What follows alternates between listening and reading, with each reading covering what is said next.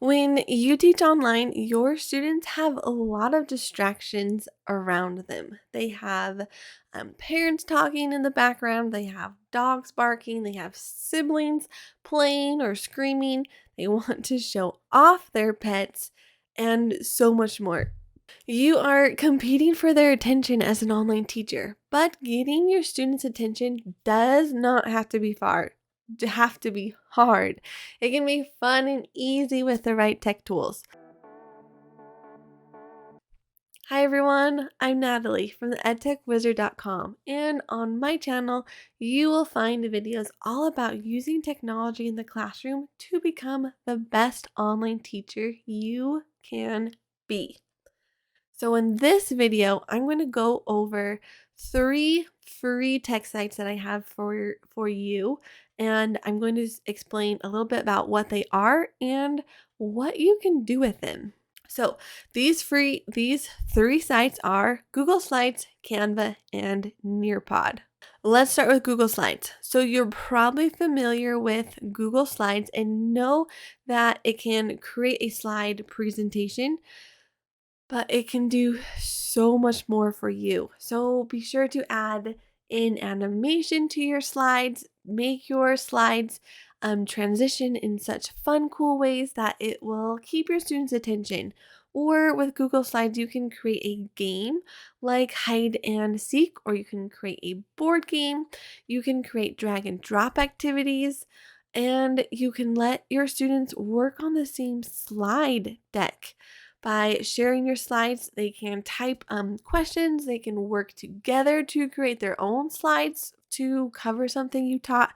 There are so many activities and games that you can create. Really, the limit is your imagination.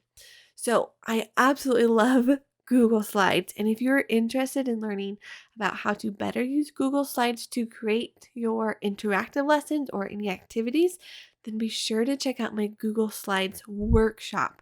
I will show you how to create interactive and fun activities that your students will enjoy and have fun, participate, and learn at the same time. So be sure to check out that link in the description box. Site number 2 is Canva. Canva is a great site to easily create visually engaging slides. So if you need to create any graphics for your slides, then Canva is the way to go. Their pictures are amazing and you can always find what you need. Canva also has pre-made templates for your lesson slides. You can find a template, and if it is what you need, go ahead and use for it. You can also create your own from scratch. So it's easy to find pictures. You can add animation. You can even create simple games like memory or a tic-tac-toe game or game board for your lesson. And site number 3 is Nearpod. Nearpod is a highly engaging and interactive platform to use for your lesson. So not only can you create slides that are have similar features to Google Slides, you can also add in fun activities with just a click of a button. You can add a matching game where you can match problem to answer, word to definition, picture to word. You can show your students sites around the world using virtual reality built right into Nearpod. You can play a fun review game. There's a game, it's called Time to Climb. And in this game, students, they get to choose their character and they are climbing up the mountain. They're answering questions to move up the mountain, but that's it. It's so simple, but students love it. So they will answer questions to their heart's content as they race each other up the mountain. Students can also draw on their own slides. They can solve a problem, highlight any text on a slide, or circle any keywords that you need to for anything you're reading. It is amazing. So, and I've mentioned just a few activities Nearpod has to offer. So, and if you're interested in learning more about Nearpod, I do have a mini course, and that's here on my website. So I'll link it down below as well. So when I teach, I use all of these sites, not all at once, but any one of my lessons, I use any one of these sites. There are so amazing. And again, they are free for you to use. My students are loving using any of these sites, any game I curate, any lesson I have. They're they're engaged, they're participating.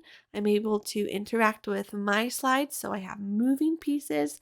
Um, and it keeps their attention. And of course, the most important part, they are learning and having fun. So, in the comments below, leave me a little note. What of the three are you going to use? Are you going to use Google Slides?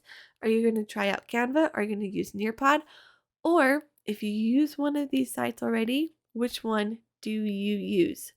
And why? Why do you use that one? What cool features does it have? I would love to know. So I look forward to your response.